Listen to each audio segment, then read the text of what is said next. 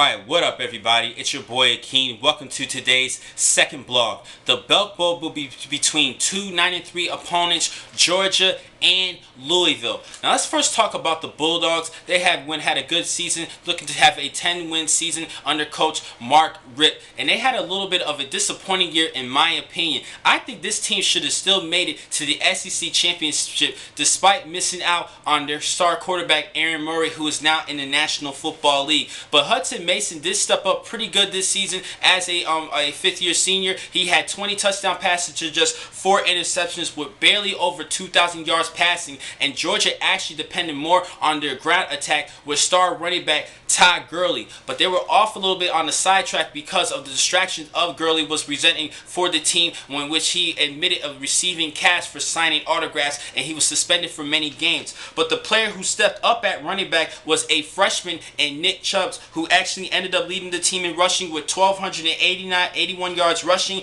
and 12 scores to go along with 213 yards receiving and 2 more touchdowns at that. 14 total touchdowns as a freshman. He had a great year, and he will definitely be the feature back in the future for the Bulldogs unless Gurley decides to actually not enter the NFL draft for 2015. He's actually had a torn ligament in his knee, but he's still going to be due to declare himself for the National Football League. Now for Louisville, I have to give credit when credit is due, and their head coach Bobby Petrino. He is a true college coach, and remember his stint with the Atlanta Falcons. He ended up quitting the team during the season, but then ended up coming back to college, had to work his way up with Arkansas, and even won a Sun Belt championship with Western Kentucky last season. And this is his first year back at Louisville. Started his career with the Louisville Cardinals years ago. He didn't start his career with Louisville, but he had a earlier stint with Louisville when he actually led the team to 10-win seasons and even a bowl bid and even a bowl win in the BCS.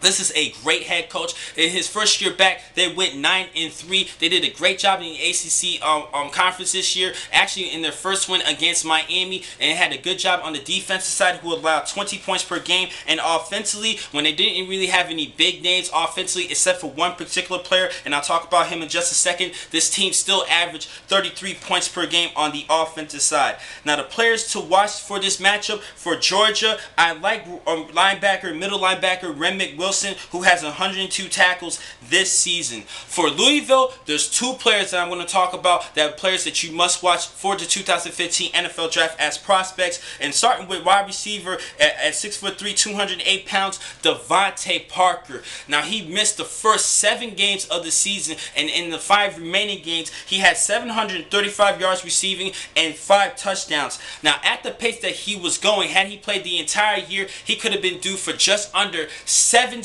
yards this season as a receiver, and he's now in my top 3 receivers for the National Football League draft for next season. Now, on the defensive side, I do have a player that I'm looking at free safety, and that is Gerard Holloman. He actually won the Jim Thorpe Award given to the nation's top defensive back. He had a great season, and he tied the NCAA record for single season interceptions with 14 this year. He's definitely a great prospect at free safety, and he is now within my top 5 safeties overall, free safety or strong safety.